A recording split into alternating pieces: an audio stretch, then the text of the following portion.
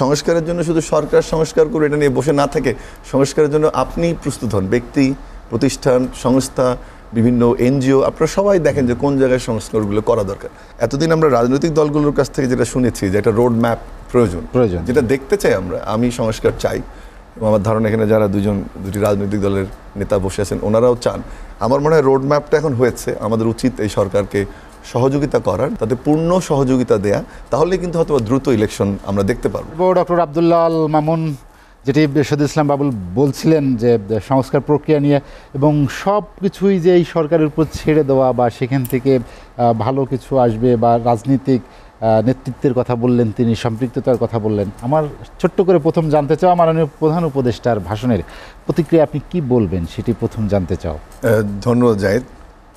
আমার মনে হয় আজকে যদি প্রধান উপদেষ্টার ভাষণ আমরা যেটা শুনলাম, এটা মোটা দাগে 3 ভাগে ভাগ করা যায়। একটি তিনি যে ক্রাইসিস পিরিয়ড, সেটাখানে সেনাবাহিনীর ভূমিকা, বন্যা, তার সরকার সেটাকে কীভাবে মোকাবেলা করেছে সেটি নিয়ে বলেছেন। দ্বিতীয়ত উনি তুলে ধরেছেন যে উনি 1 মাসে ওনার সরকার কী কী পদক্ষেপ নিয়েছেন সেগুলো তো উনি হাইলাইট করেছেন। তৃতীয়ত সংস্কারটা শুধুমাত্র সরকার করবে না, কোন কোন ক্ষেত্রে করা উচিত, এবং সরকারের আমরা খুব একটা আকাঙ্ক্ষিত একটি বিষয় আমরা সব রাজনৈতিক দলের কাছ থেকে শুনছিলাম যে রোড ম্যাপ কীভাবে এগুগে সংস্কারগুলো কীভাবে হবে, সেটা তিনি কিন্তু আজকে বলেছেন।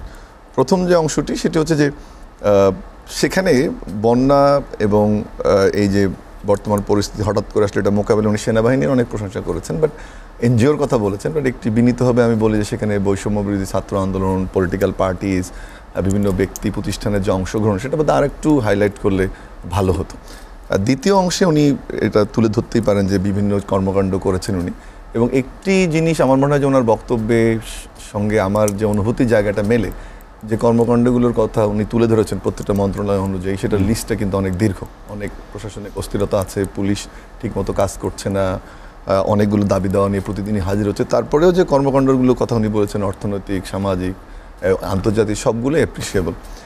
এবং সেখানে আপনার একটা জিনিস বোধহয় কর্মকাণ্ডগুলো যখন উল্লেখ করছিল, একটা জিনিস আমার কাছে মনে হয়েছে যে উনি মানুষের সাথে একটা জনগণের সরকার হিসেবে একটা মেলবন্ধন তৈরি করতে পেরেছেন, যেটা সরকারের মডেল কেমন হওয়া দরকার। যদিও 1 মাস, কিন্তু আমার মনে হয়েছে যে জিনিসগুলো উনি বলছেন, অর্থনৈতিক সংস্কার, গুম, আন্তর্জাতিক পর্যায়ে অবদান, ইন্ডিয়ার সাথে সম্পর্কের ডেফিনেশন, ব্যাংকিং খাতের সংস্কার, অল্প দিনে যে কাজগুলো করেছে, আমি মনে করি যেটা উনি যে একটা জনগণের সরকার, সেই মেসেজটা আমি মনে করি ব্যক্তিগতভাবে সেটি প্রমাণিত হয়েছে। তৃতীয় যেটি সবচেয়ে গুরুত্বপূর্ণ একটি জায়গায় আজকে আমার সবচেয়ে যে জায়গাটা একজন একাডেমিক হিসেবে ভালো লেগেছে, সেটা হচ্ছে যে সংস্কার কি সরকারই করবে।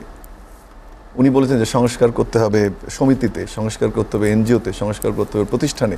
সংস্কার সরকার যদি চাপিয়ে দেয়, আমরা সোশ্যালজিতে একটা কথা বলি যে একটা সোশ্যাল স্ট্রাকচার থাকে, অর্থনৈতিক, পারিবারিক, আইন, সমস্ত প্রতিষ্ঠান মিলে একটা স্ট্রাকচার থাকে। একটা সংস্কার প্রক্রিয়া যখন শুরু হয়, একটা সংস্কার প্রক্রিয়া যদি টপ ডাউন অ্যাপ্রোচে হয়, তাহলে কিন্তু এটাকে অ্যাকসেপ্ট করবে না সোসাইটি, আবার আগের জায়গায় চলে যাবে। আমরা যদি দেখি যে 69, 71, 90, 2001 বিভিন্ন সময় আমরা কিন্তু সংস্কার প্রক্রিয়াগুলিকে ইন্ট্রোডিউস করতে চেয়েছি।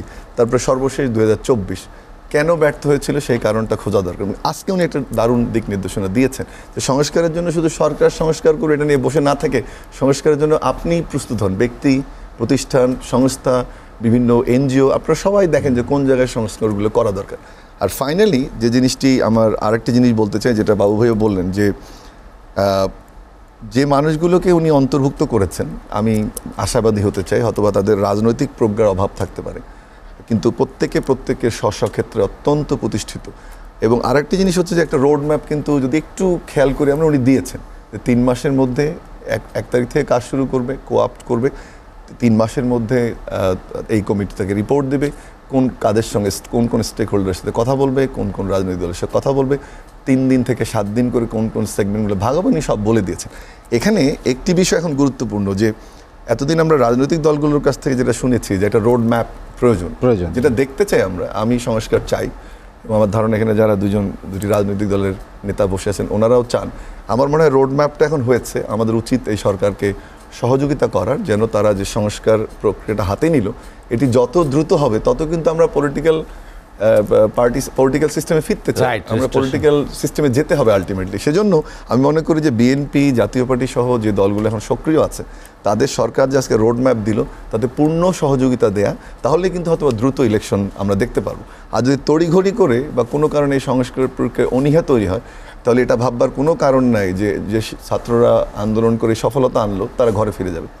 আমি ওনার বাবু ভাইয়ের একটা কথার সাথে সম্পূর্ণ একমত। কোনোভাবেই বিএনপি এবং বিরোধী দলের যে 15 বছরের অবদান কোনোভাবেই খাটো করে দেখার আসলে সুযোগ নেই। তবে এটিও ঠিক যে তাদের অবদান বা কন্ট্রিবিউশনটা 28 তারিখের পরে যে জায়গায় নেমে গিয়েছিল, এই শিক্ষার্থীদের আন্দোলনের পরে তারা নতুন একটা ফোর্স হিসেবে এটাকে সাপোর্ট করেছে। এবং হিজ কারেক্ট যে নানানভাবে আমি নিজে আন্দোলনে ছিলাম, আমরা দেখেছি যে বিএনপির মধ্যে শিক্ষকরা, স্টুডেন্টরা আন্দোলনে অ্যাক্টিভলি পার্টিসিপেট করেছে।